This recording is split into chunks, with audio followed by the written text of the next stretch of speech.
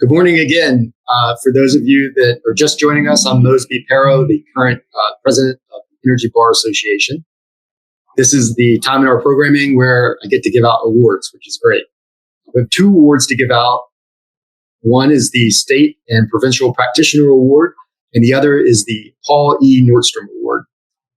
I'll start with the State and Provincial Practitioner Award, which this year goes to Frank Lindh. Just to give you an idea of the award, it goes to an attorney who practices in energy law who's made a significant contribution in his or her state or province.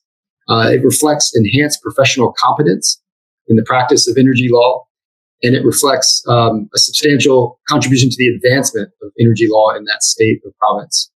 And I'm pleased to award this to Frank. I want to read to you some of the comments that the nominating committee provided when it recommended Frank for this award.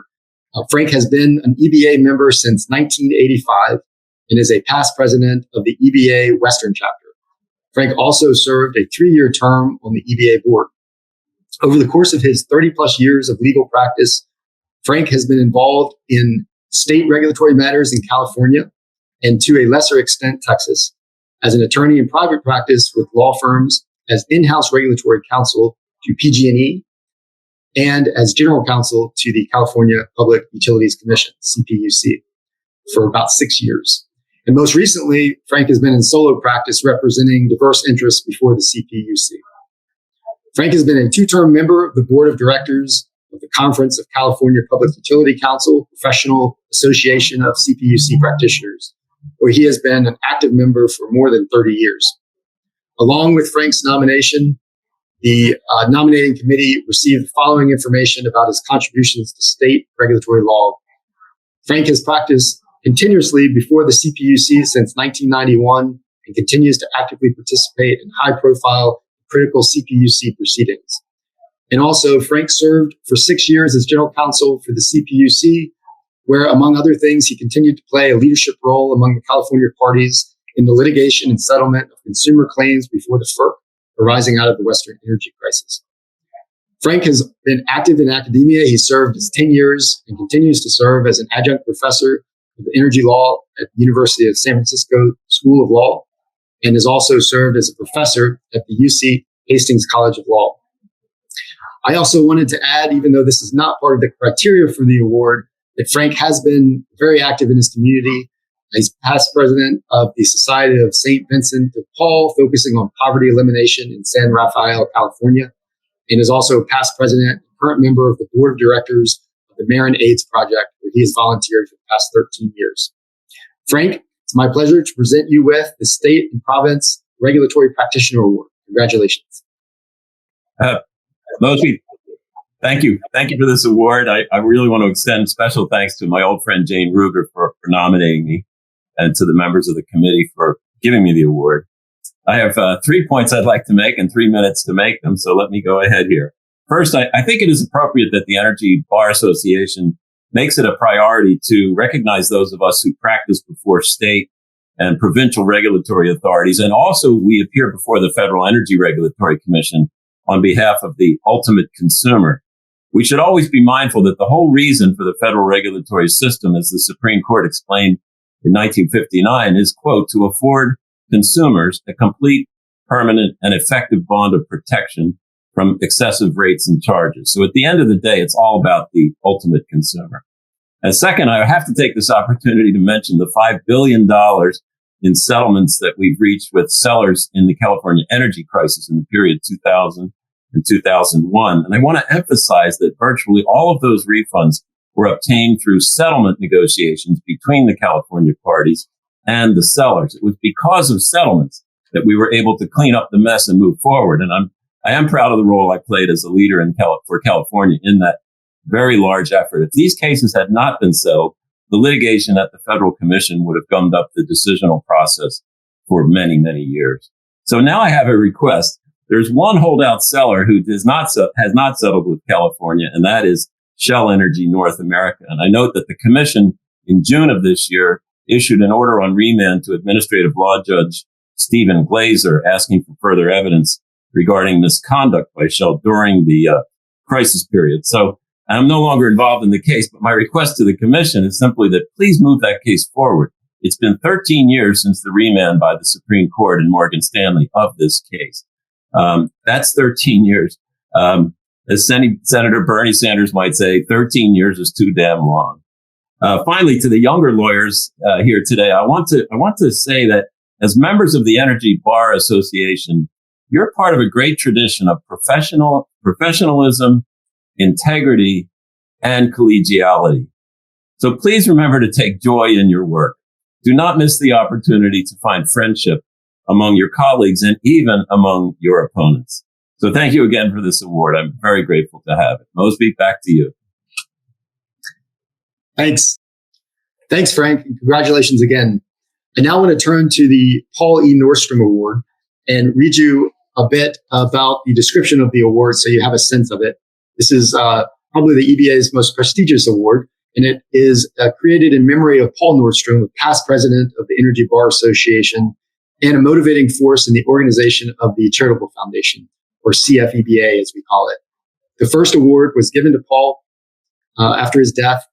It is an award to honor and recognize exemplary long-term service or a particularly significant example of public service by a current or past member of the community through the EBA, CFEBA, or the Foundation of Energy Law Journal. Exemplary community service outside of these organizations may also be considered. I'm pleased to award this award to David Doot.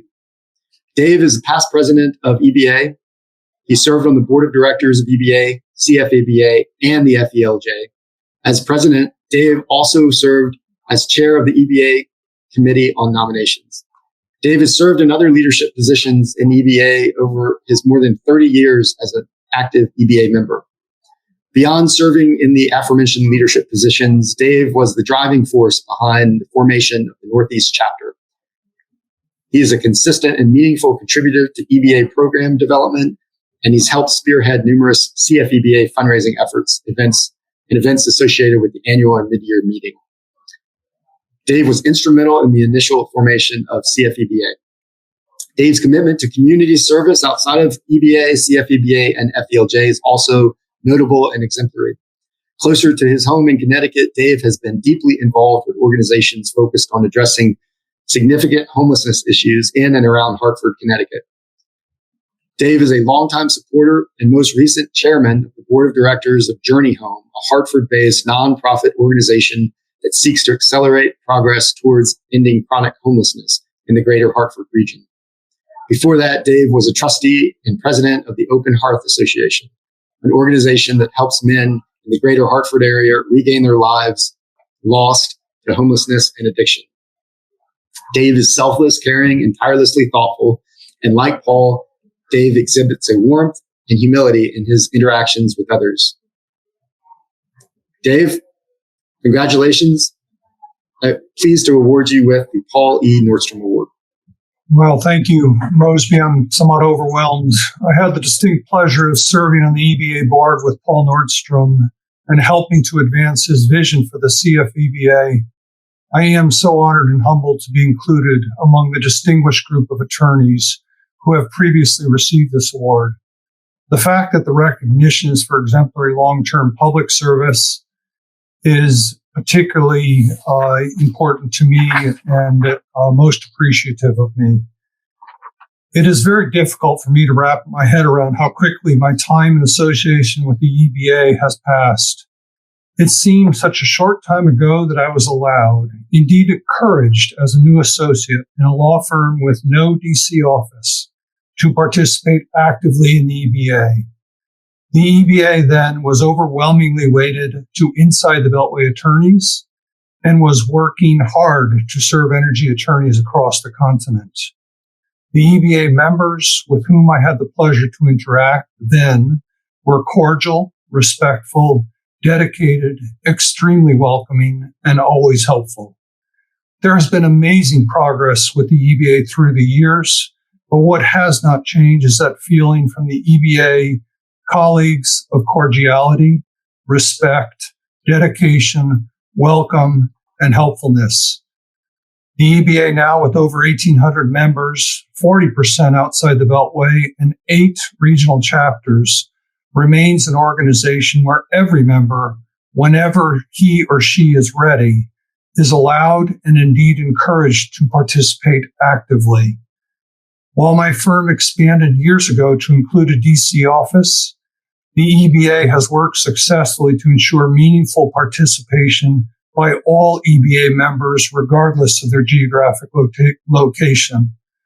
While more years than I wish to count have passed, the opportunities to become meaningfully involved in the EBA and with its charitable organizations remains available to members regardless of seniority. Let me finish these brief remarks with thanks.